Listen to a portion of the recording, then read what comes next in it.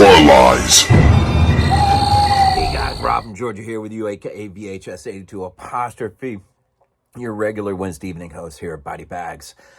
Next 3 weeks, this is week 1 in December, of course, week 580. It is a random, and these 3 weeks will be random weeks in effect. And just the next 3 weeks, as the last week, which is Christmas week, we'll be dropping we have plans to drop a show.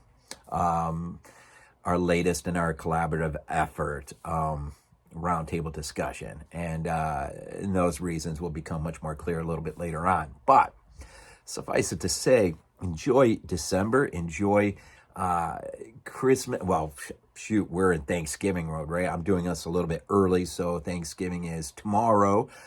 So happy Thanksgiving, or belated, or looking back, however you want to see it. Hope your Thanksgiving was awesome. And hopefully I mentioned that in the previous review. But so for these next 3 weeks, really just random reviews and things that we've just often wanted to. And so the third of these for me personally is a lead up to, of course, something I've been wanting to review for a very long time. And no one's reviewed it yet on Body Bags. And that's, of course, Godzilla -1. And I cannot wait to get it. I just got that as an early Christmas present, 4K, and just revisited it from, of course, since the theatrical experience, and just an absolutely fantastic movie. But as a lead up, I thought, Dubs back in the day, Dubby did Godzilla, the original 54 film, and so, but King of the Monsters, the 56 variant of it, has never been done. And so I thought, well, perhaps that, and then maybe Godzilla raids again, and then lead up to what I think is maybe one of the greatest movies made in a very, very, very, very long time, just from the technical side of things alone. But so the 54 to the 56, and much of what, I'm talking about, of course, when Dubby did his review of the 54 film, he makes mention in his review that he was, looking forward to getting his hands on the Criterion edition. I don't know if he ever did. Hopefully, over the time period, he has, in fact, and has enjoyed all that, the wonderful Criterion edition of this film. Now, it gives you the 54 original Japanese film, of course, and the 56, which I'll, make out the differences here quick like. Also, an incredible film historian, commentary biographer, or more like, historian of the Godzilla Toho era. Just absolutely fantastic. But, Godzilla really, I don't know if, what did I listened to the commentary on King of Monsters this morning, and the commentator, which, by the way, happens to be, I didn't name him yet, but gee whiz here, critic David Kalat, Kalat, author of A Critical History and Filmography of Toho's Godzilla series, based on just the commentary alone. If that book is available, and I have not looked to see if it was, I should have, because I did look up this, and this you can find for $25. This is still available, and it is an incredible 2-disc set with a little book, essay stuff. If you don't have this one, definitely worth it. $25.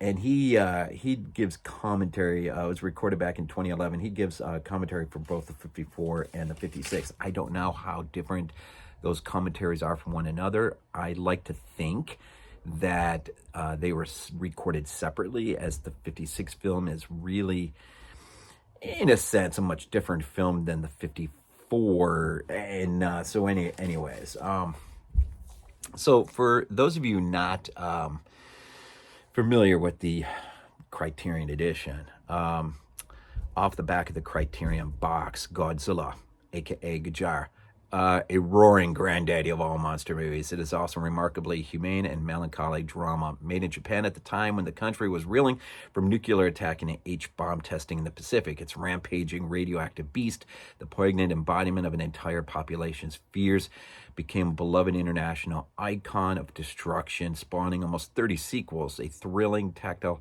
spectacle that continues to be a cult phenomenon. The original 54 Japanese version is presented here along with the Godzilla King of the Monsters, the 56 Americanized version. And with that being said, from the menu screen of the 56, this is what you're getting with the 56 film in effect.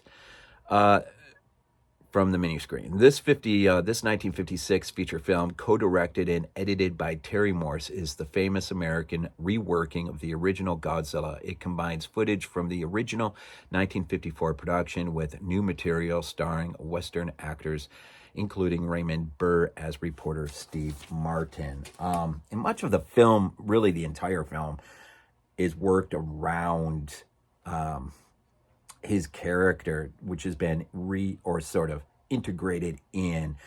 And when you listen to the commentary, in effect, you really do get the whole story of the birth, of course, of this film, the 56 film, which I've always sort of treated it as sort of an ugly stepchild, I guess. It's there, and all I had was that until I got the Criterion edition, and then I just fell in love with the original Japanese version of the film. But having listened to the commentary for the 56 film, I do have to say I have a sense of appreciation now that it was never there before. It really is an important point. 1956 is an important point in the birth of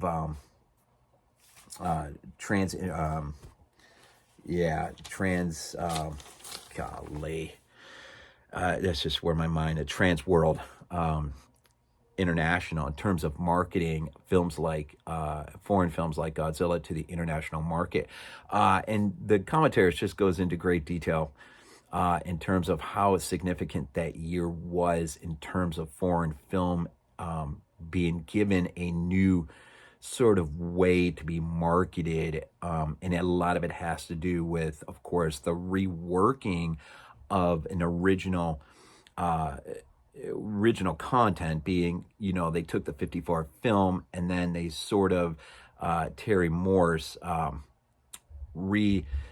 envisioned this film and what it would look like with new scenes shot, of course, Raymond Burr, and how the story revolves around him as a journalist reporter who is relaying this story back to us in terms of what he has seen there on the ground. And, I had a very, very, very immature way of looking at this film. It never really occurred to me, I guess, just how hard it would be to actually take a film like the 54 film and reimagine it for American audiences and eventually international audiences by reshooting scenes and then redoing the set pieces at moments to make it as seamless as possible in terms of Raymond Burr's character being in this world that is Honda's 54 absolute classic world that Godzilla emerges from, this post-nuclear world in which the H-bomb, I think in 46 was it, I think I have it written down, 53, August 12th, 53, the Soviets test their first hydrogen bomb. And so this world, how do you rework or shoot new material, and how do you make it feel as seamless as possible to an American audience that may just take it for what it's worth, and that is the movie? Where if you really know the Japanese version and then you watch King of Monsters, you can see how things don't necessarily work out as well as they had envisioned. But if you never saw the original cut of the film and you only saw the Americanized version with Raymond Burr, as it was King of the Monsters, Well, now you're looking at a film from a totally different perspective. And perspective, you learn in this commentary, is a key word in terms of the Japanese audience and the American audience, and then you can just throw collectively wherever you want the international scene in terms of how other countries would receive this film.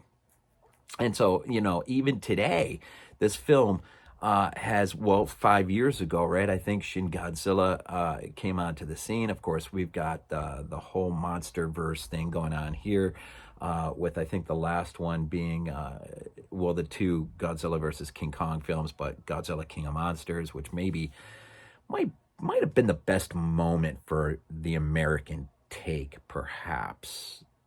That's just my opinion. But and now, of course, -1, and of course the sequel that now apparently is coming to fruition as a result of that.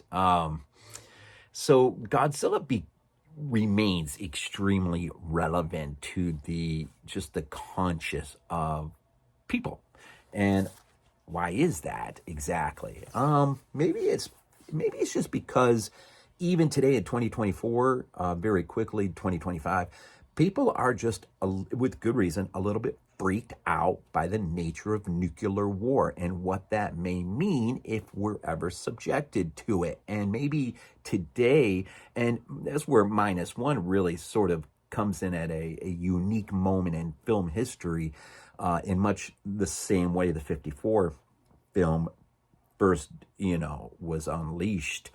And the 56 in a little bit more restrained manner, as some of the scenes that were cut out were a little bit more specific to let's just say, the Japanese angst of having nuclear weapons being tested in their backyard.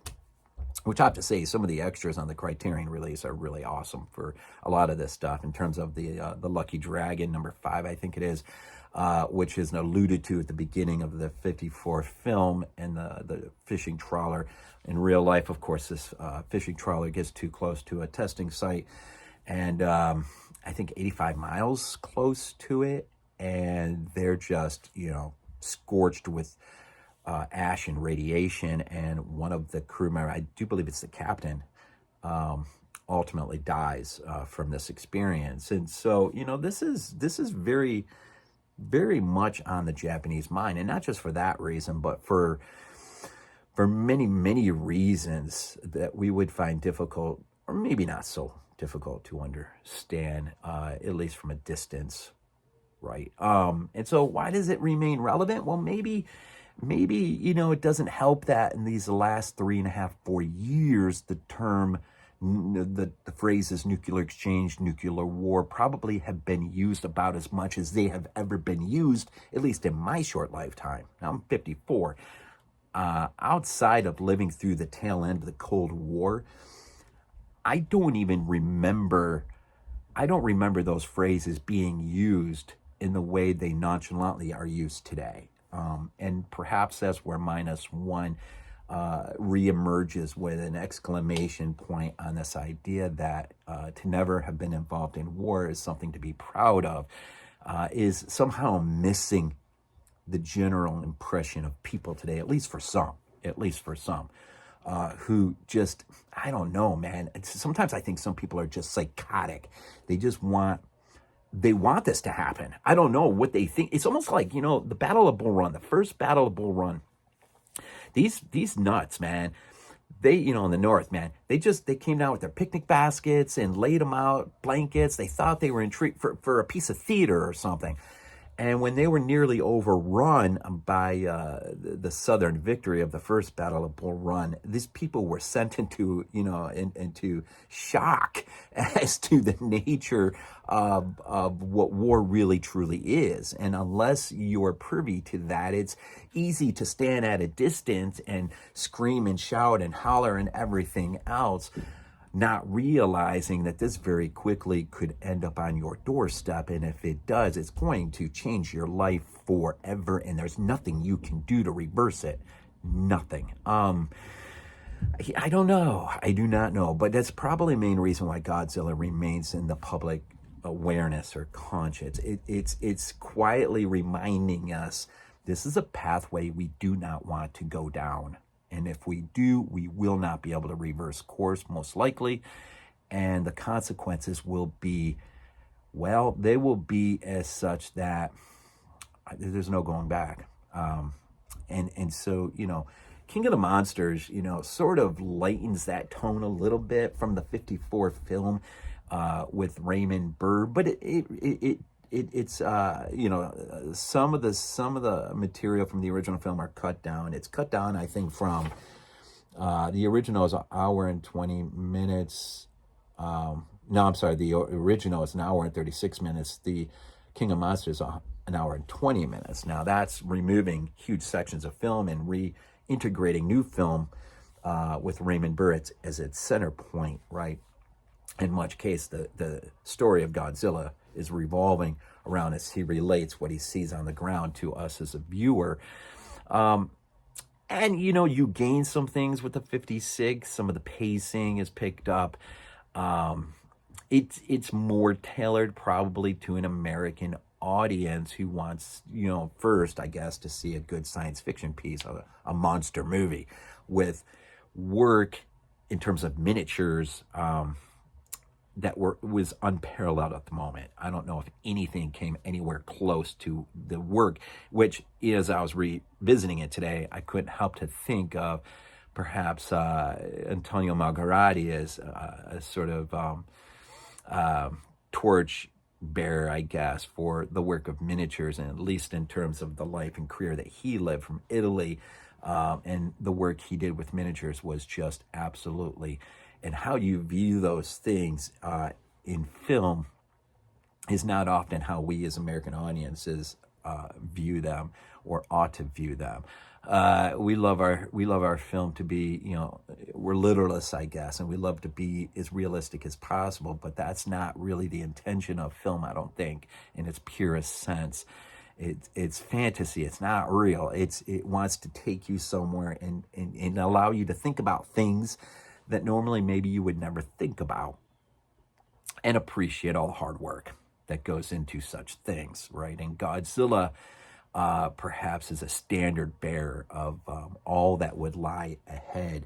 And it's a moment for, certain people like Terry Morse, those behind Trans World International, to, basically reinvest money in terms of changing the structure of films coming out of, say, Japan, and reworking them for other audiences was much cheaper than investing their money in original work, for obvious reasons, right?